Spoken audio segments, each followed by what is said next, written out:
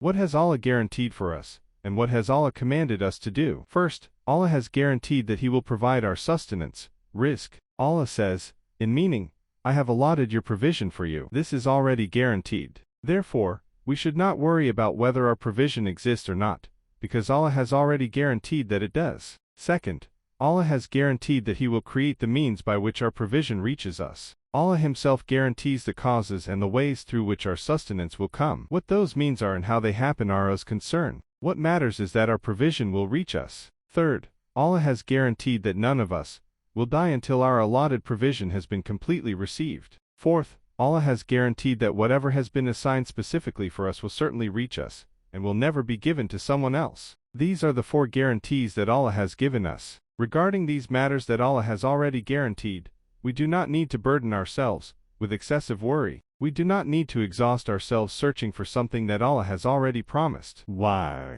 Because Allah has guaranteed that our provision exists. Secondly, Allah guarantees that He will create the means through which our provision comes to us. Thirdly, Allah guarantees that we will never die before our provision has been completed. Fourthly, if something has been decreed as our share, it can never belong to anyone else. The one who gives these guarantees is Allah, the Most High, not an ordinary person, but Allah Himself. If Allah has already guaranteed our provision, then why do we exhaust our minds, our strength, and our time worrying endlessly about earning a living? Our thoughts become consumed. Our energy is drained. Our time is spent. We become so busy pursuing provision that we no longer pay attention to our neighbors, or even our own families. All of our time is devoted to seeking sustenance. This is what it means to strive intensely for something that Allah has already guaranteed. Then, what does Allah require from us? What has Allah commanded us to do? First, worship. The first thing Allah requires from us is worship. As for our provision, Allah has already guaranteed it. Now, if we spend all our time, energy, and thoughts chasing provision while neglecting our worship, and giving it little attention, this is a sign that the eye of our heart has become clouded. How many hours each day do we spend seeking provision? And how many hours do we spend worshipping Allah? If we spend far more time pursuing provision, it means we are striving hard for something Allah has already guaranteed, while failing to strive for what Allah has actually commanded us to do. This is a sign that the eye of the heart has become blurred, and when it becomes blurred, it is not far from becoming blind. This is the reality we face today. Our minds, our strength, and our time are consumed with earning a living. Yet when it comes to worship, we rarely think about improving ourselves. How often do we ask ourselves, how can I make my prayer more focused? Kush. How can I experience greater sweetness in my prayer? How can my worship become more sincere and more enjoyable? We give very little effort to these questions. Instead, our minds are occupied with one thing: how can I earn more money? We work tirelessly, trying every possible way to increase our income. This shows that the eye of our heart has become clouded. This condition must be treated immediately. We should not allow it to continue. So let us reflect upon and contemplate the words of Allah concerning provision. Allah, the Most Glorious and Most High, says, meaning, it is Allah who created you, then He provides for you, then He causes you to die, and then He will give you life again. Here, Allah guarantees that the moment He creates a creature, providing for that creature becomes His responsibility. Imam al-Ghazali was once asked, if I do not work, can I still become wealthy? He replied, yes. Then he was asked, if I do not work, will my wealth decrease? He answered, no, it will not. If we believe that a person becomes wealthy only because he works, and that without working his provision will decrease, then this shows that our trust in Allah's guarantee is weak. Suppose someone who is extremely wealthy had spent his time remembering Allah, glorifying Him, tasbih, seeking Islamic knowledge, and performing acts of worship instead of spending all his time chasing wealth. He would still have become wealthy. He would not have become poor. There are people today who possess wealth worth millions or even billions because they worked tirelessly day and night until they became rich. But imagine if, instead of spending all their time working,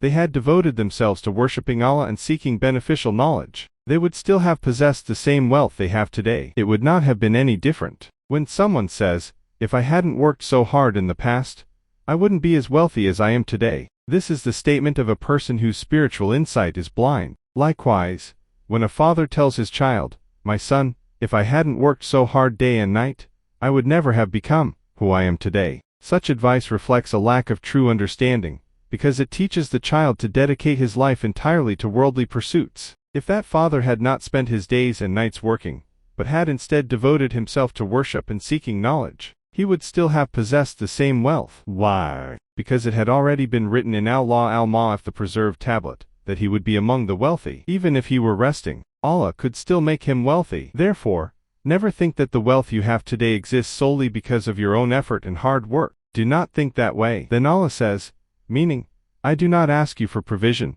nor do I ask you to feed me. Indeed, it is Allah who is the provider, the possessor of all strength, the most powerful. This is Allah's second guarantee concerning provision. Allah also says, meaning, how many creatures are there that cannot provide for themselves? Allah provides for them and for you. He is the all-hearing, the all-knowing. Allah also says, meaning, we do not ask you for provision, rather, we provide for you. And Allah says, meaning, there is no creature that moves upon the earth except that its provision is the responsibility of Allah. This promise is general. It includes the righteous Muslim, who devotes himself to worship, the sinful Muslim, the disbeliever, Hindus, Buddhists, Christians, Jews. They are all Allah's creation. Allah provides for every one of them, and Allah also creates the means through which their provision reaches them. Then there is another guarantee from Allah, a special guarantee. Allah says, meaning, whoever fears Allah, has taqwa, he will make for him a way out and will provide for him from where he never expected. This is a special promise. If a person has taqwa, Allah will grant him provision from places he could never have imagined. This particular promise,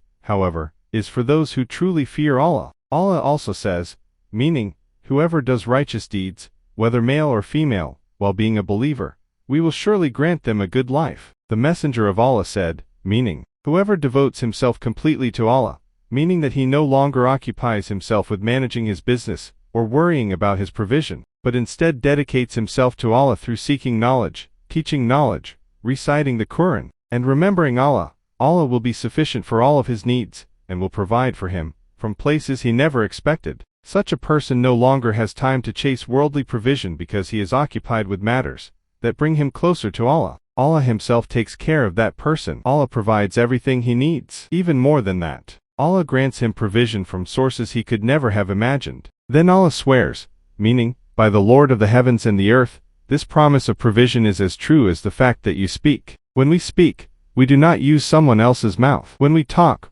we do not use someone else's tongue. Likewise, the provision that comes to us is not someone else's provision. It is the provision that Allah has specifically allotted for us. There are many verses in the Quran that teach us to have complete certainty that the matter of provision belongs entirely to Allah. It is Allah's guarantee. Rif Billah Yus al-Qarni said, meaning, even if you were to worship Allah with the worship of all the inhabitants of the heavens and the earth, Allah would not accept your worship until you truly affirm His promise. Someone asked, what does it mean to truly affirm Allah's promise? He replied, it means that you feel completely safe and at peace with what Allah has already guaranteed regarding your provision, while your body remains fully occupied in worshipping Allah. The one who truly believes in Allah's promise does not become anxious about provision. He does not worry about provision. Why? Because provision is Allah's responsibility. Why should I concern myself with what belongs to Allah? Why should I interfere in what Allah has already taken upon Himself? Provision is Allah's responsibility. My responsibility is to worship Allah. That is what I should focus on. That is what I should strive for with all my effort.